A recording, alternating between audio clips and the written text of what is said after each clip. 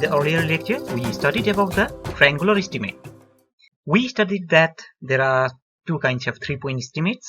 One is triangular and other is the Pert estimate.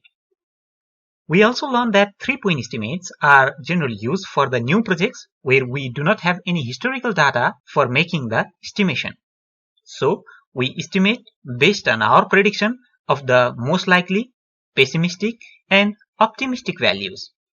Now in this lecture we are going to study about the beta distribution, also known as Pert distribution, or we can also say the Pert estimation. Like triangular estimate, Pert estimate is also used to estimate the cost and time for the project completion. Pert stands for Program Evaluation Review Technique. The Pert distribution is basically more common in production planning and control and project management. About history, the Pert estimate was developed and applied by the United States Defense, and it was established for their ballistic missile development program. This estimating method helped them to work around the uncertainties in their estimates and helped them to complete this program ahead of their expected schedule. So, Pert estimate or the beta estimate was originally used by the defense or the army. The formula is quite simple. Pert estimate is the sum of optimistic cost or optimistic time plus 4 times the most likely cost or time and the pessimistic cost or time divided by 6. So we can see here that the difference between the triangular estimate and the Pert estimate is we give more emphasis or more value to the most likely term or most likely estimate.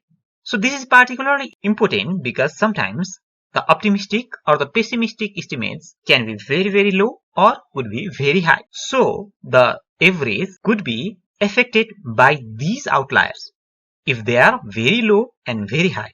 So instead, Pert average or Pert estimating accounts for the optimistic cost or time and pessimistic cost and time, and at the same time gives more value to the most likely estimate of the cost and time.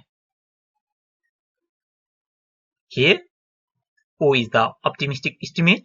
This is the estimate when all favorable things will happen.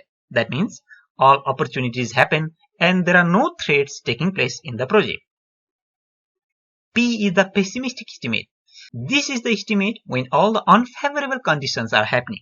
That means all threats are happening and no opportunities are taking place.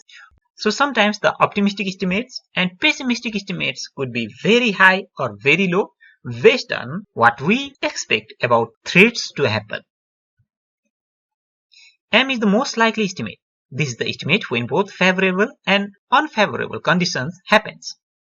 Pert allows preparing a more practical estimate by factoring the 3-point estimate in and around the most likely estimate.